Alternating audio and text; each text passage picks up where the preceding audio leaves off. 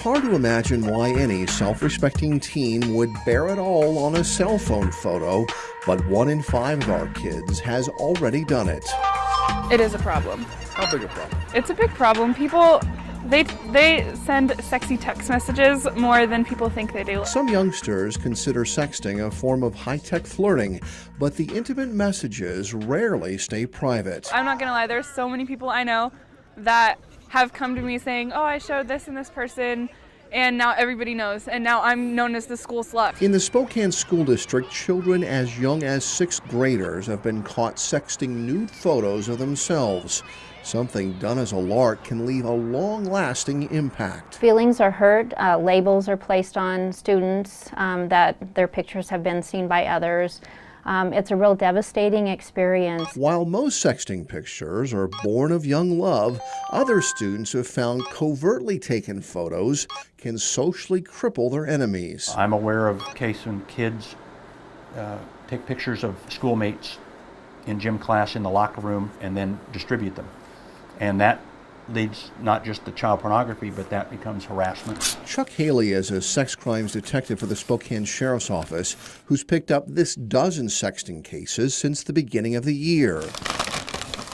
Because the images on these cell phones meet the legal definition of child pornography, Haley has to get a search warrant before he views what's inside. In this particular case, a student took a picture of their genitalia with a camera cell phone, standard phone, sent it to another student who was upset by what they saw. They in turn sent it to a third student, and who in turn turned it into the school resource officer who gave it to me. With the help of a digital forensic specialist, Haley is able to unlock the phones and make copies of the photos and messages inside, evidence of what could be crimes. Once you take the picture, you're now guilty of possession. Then when you send that text message out, that picture out, now you're guilty of distribution. I just don't think that the kids know that yet, that it's really against the law. I just think it's going to be funny and that it's cool that they have naked pictures on their phone.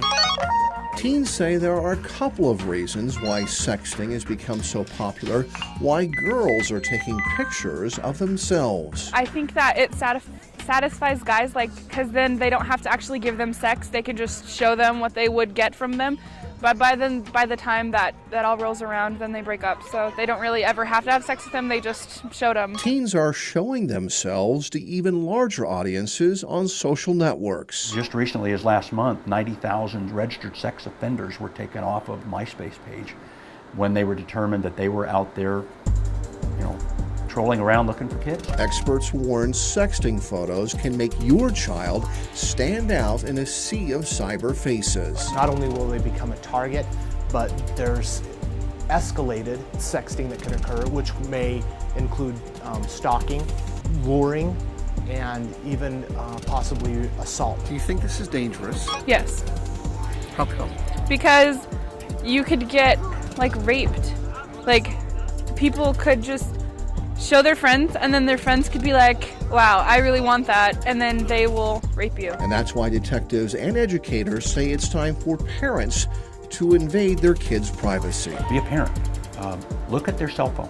Hey, I want to see your cell phone. I want to see the pictures that are on it.